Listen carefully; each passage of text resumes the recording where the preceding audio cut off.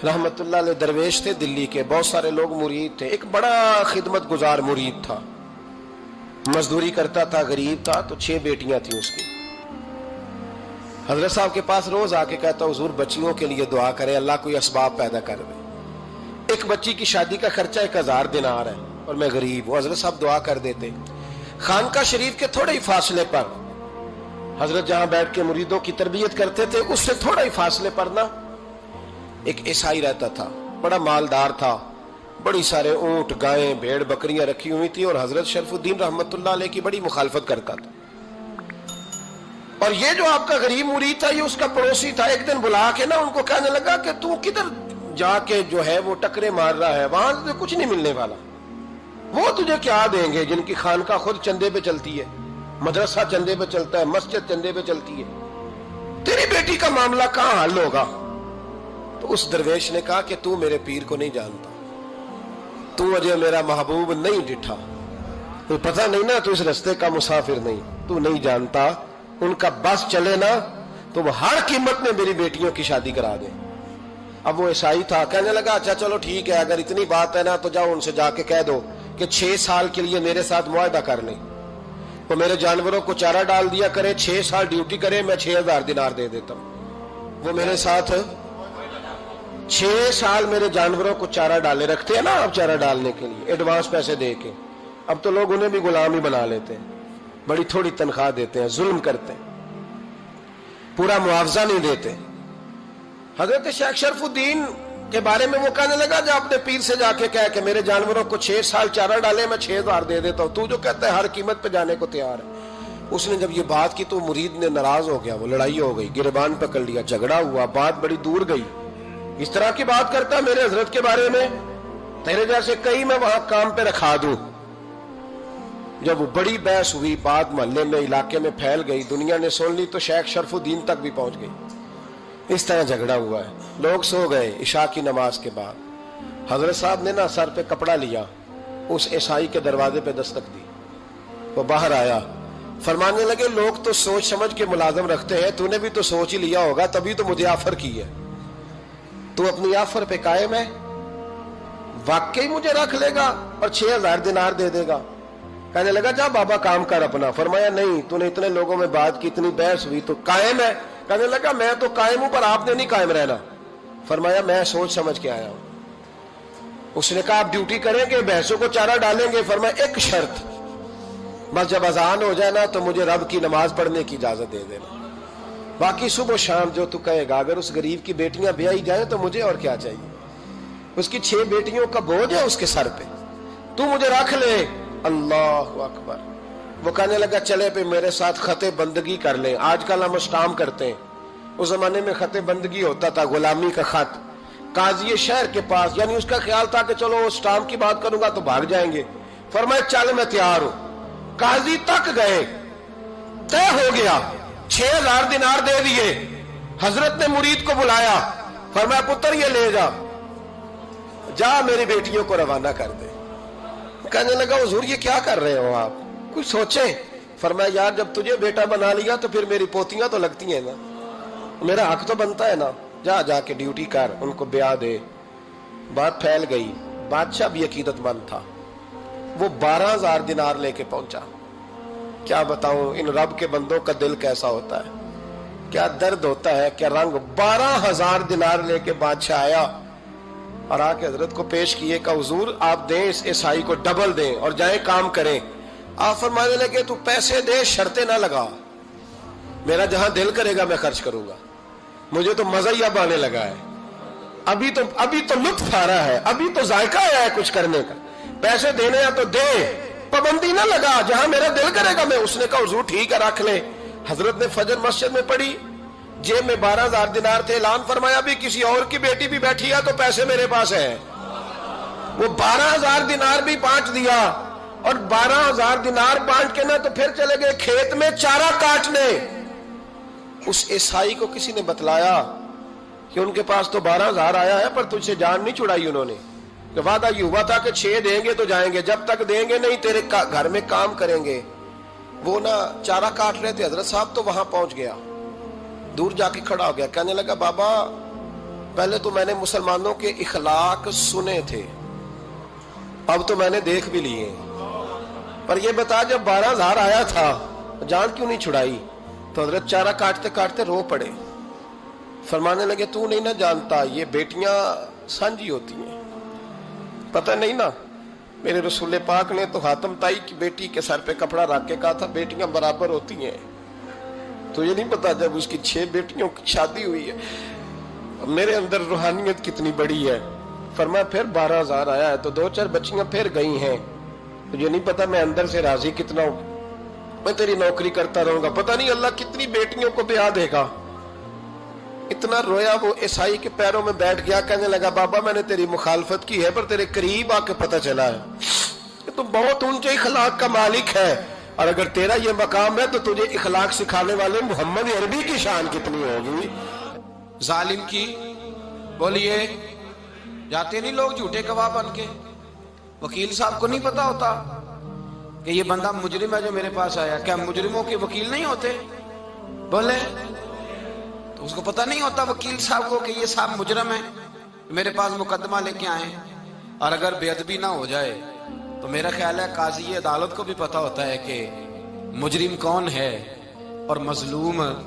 میرے نبی پاک صلی اللہ علیہ وسلم نے اس قدر زیادہ سختی فرمائی اس مسئلے میں، فرمایا جس کو پتا تھا کہ فلاں آدمی ظالم ہے، ظلم کر رہا، پھر وہ ظالم کا گواہ بنا یا اس نے ظالم کی مدد کی، کتنی کی؟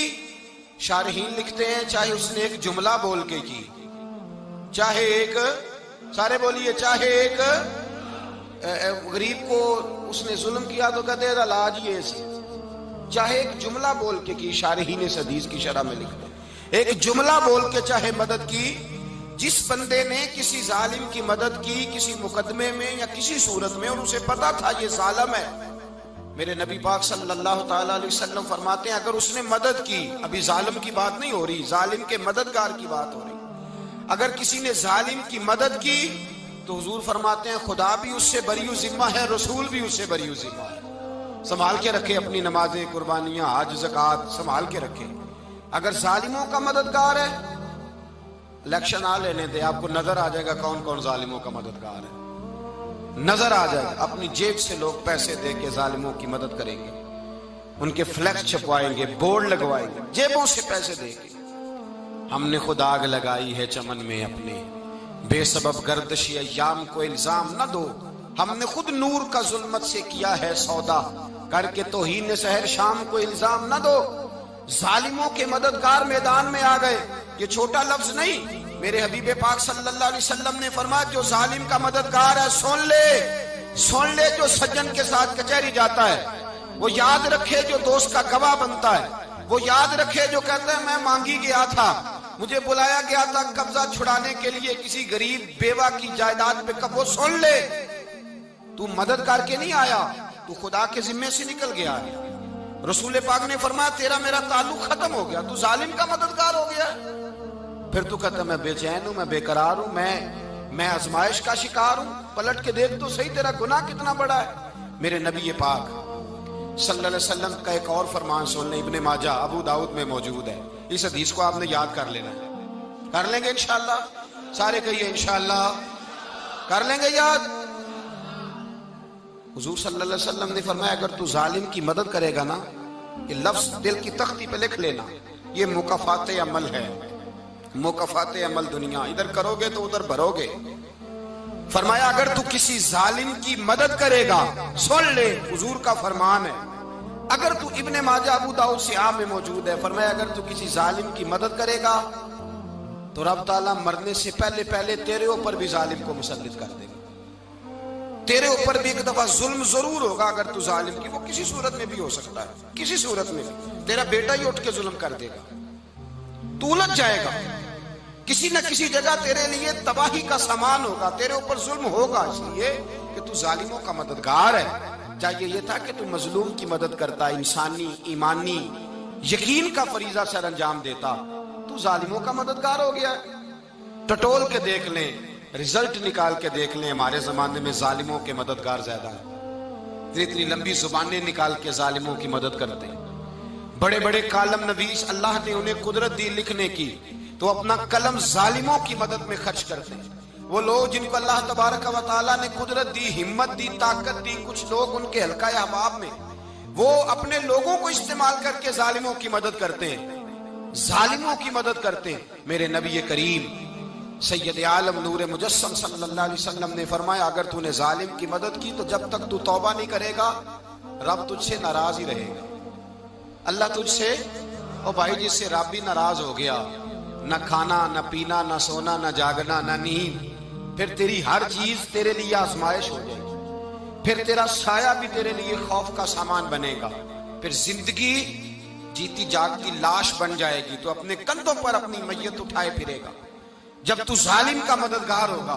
اور نبی پاک صلی اللہ علیہ وسلم نے فرمایا، ظالموں کا مددگار بھی ظالم ہوتا ہے، ظالموں کا مددگار بھی، سارے بولے ظالموں کا مددگار بھی نہیں، کو نہیں، آپ سارے نہیں بولے، ایک دفعہ بولے ظالموں کا مددگار بھی، پکی بات ہے، ظالموں کا مددگار بھی۔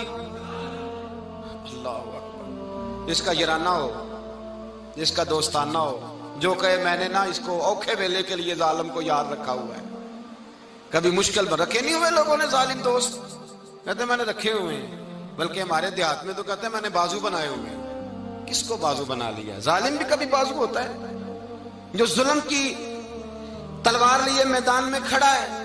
قارون، حامان، فرعون، نمرود کا حال نہیں لوگوں نے دیکھا؟ اپنے زمانے میں آپ نے کتنے لوگ نہیں دیکھے جن کے سائے سے، آواز سے لوگ کانپتے تھے؟ پھر پولیس کی گاڑیوں میں وہ اس طرح مردہ پڑے کہ دنیا نے تماشا دیکھا ان کا۔ یہ رنگ ہم نے دیکھے نہیں اپنے آنکھوں سے۔ فرمایا ظالم کا مددگار بھی، جو کار میں بٹھا کے لے کے گیا وہ بھی ظالم، جس نے چائے پلائی وہ بھی، جس شخص نے کھانا کھلایا وہ بھی، جو کچہری تک ساتھ گیا وہ بھی، جس نے فلیکس کے نیچے، بڑے شرابی کے نیچے چھوٹی اپنی فوٹو لگائی وہ بھی، جو ووٹ کی پرچی ڈالنے گیا وہ بھی۔ کہہ دینا باہر نکل کے کہ حضرت صاحب نے سیاسی تقریر کی ہے، کہہ دینا، پر بات تو سچی ہے نا۔ خوگرے حمد سے تھوڑا سا گلا بھی سن لے، خوگرے حمد سے تھوڑا سا بھی گلا۔ امام مالک کے پاس ایک بندہ آیا، اس نے کہا حضور میں درزی ہوں، ایک ظالم بادشاہ مجھ سے کپڑے سلواتا ہے، میں تو ظالموں کا مددگار نہیں نا۔ ایک ظالم بادشاہ مجھ سے، حضور میں تو مددگار نہیں نا ظالموں کا، جو فرمایا ظالموں کا مددگار بھی ظالم ہوتا ہے، تو کپڑے لے کے آتا ہے میں سی کے دے دیتا ہوں، ذمہ داری نہیں۔ یہ ایک آدمی دکاندار ہے، اس سے کوئی بندہ چیز خریدنے آئے گا تو تھوڑی کہے گا میں نے نہیں دینی، تو دے گا۔ کوئی بندہ اگر کسی شخص سے کوئی کام کہتا ہے جو اس کی فیلڈ ہے، اس کا شعبہ ہے، اس کا معاش کا وہ سلسلہ ہے، کہتے ہیں یا رسول اللہ صلی اللہ علیہ وسلم ظالموں کا مددگار بھی ظالم، حضور نے فرما دیا۔ تو امام مالک سے بندے نے مسئلہ پوچھا، دل کی تختی پہ لکھنے والی باتیں ہیں، کہا حضور میں درزی ہوں، ظالم کپڑے سلواتے ہیں، میں تو مددگار نہیں نا۔ امام صاحب کہنے لگے نہیں، مددگار تو وہ ہوگا جو تجھے سوئی دھاگا فراہم کرے گا، تو پورے کپڑے سی کے دیتا ہے، تو خود بہت بڑا ظالم ہے، تو پورے سوٹ سی کے دیتا ہے، تو بہت بڑا ظالم خود ہے۔ مددگار تو وہ ہوگا جو تجھے دھاگا دے گا، جو تجھے بٹن دے گا، جو تجھے نلکی دے گا، جو ظالم سے اتنی نفرت ظلم کر کے بندہ ہے۔ یہاں تو ہمارے زمانے میں ہیرو بن جاتے ہیں لوگ، ظالم ہیرو ہے، لوگ اس سے ڈرتے پھرتے ہیں، گھومتے پھرتے ہیں، اور بہت سارے کم مزاج لوگ اس کے پیچھے ہاتھ باندھ کے پھرتے ہیں۔ ظالموں کی مدد کرنا، ظالموں کے ساتھ رہنا، یہ ظلم ہے، ظلم، یہ زیادتی ہے۔ میرے نبی پاک صلی اللہ تعالی علیہ وآلہ وسلم نے ارشاد فرمایا، یاد رکھو رب فرماتا ہے میں مظلوم کی مدد ضرور کروں گا، چاہے جلدی کروں چاہے دیر سے کروں، میں مظلوم کی مدد۔ اور حضور صلی اللہ علیہ وسلم نے فرمایا ہے، حضرت معاذ بن جبل کہتے ہیں حضور نے مجھے یمن کا گورنر بنایا، جب میں جانے لگا نا تو حضور نے بڑی نصیحتیں کی، بخاری میں موجود ہے، فرماتے ہیں جب میں پلٹنے لگا تو میرے رسول نے فرمایا معاذ ایک منٹ ٹھہر جا، ایک بات میری یاد رکھنا، اس کو نہ بھولنا۔ کہا حضور کیا؟ فرمایا دیکھنا کسی پہ ظلم نہ کر بیٹھنا، کہیں تجھ سے زیادتی نہ ہو جائے۔ محبوبہ پھر حضور نے فرمایا سن میرے معاذ، میں تجھے گورنر بنا رہا ہوں، زیادتی نہ کر بیٹھنا۔ یا رسول اللہ صلی اللہ علیہ وسلم کیا ہوتا ہے؟ تو میرے کریم نے فرمایا جب مظلوم دعا کے لیے ہاتھ اٹھاتا ہے تو عرش کا مالک کہتا ہے فرشتوں پیچھے ہٹ جاؤ، عرش کا مالک کہتا ہے فرشتوں پیچھے ہٹ جاؤ۔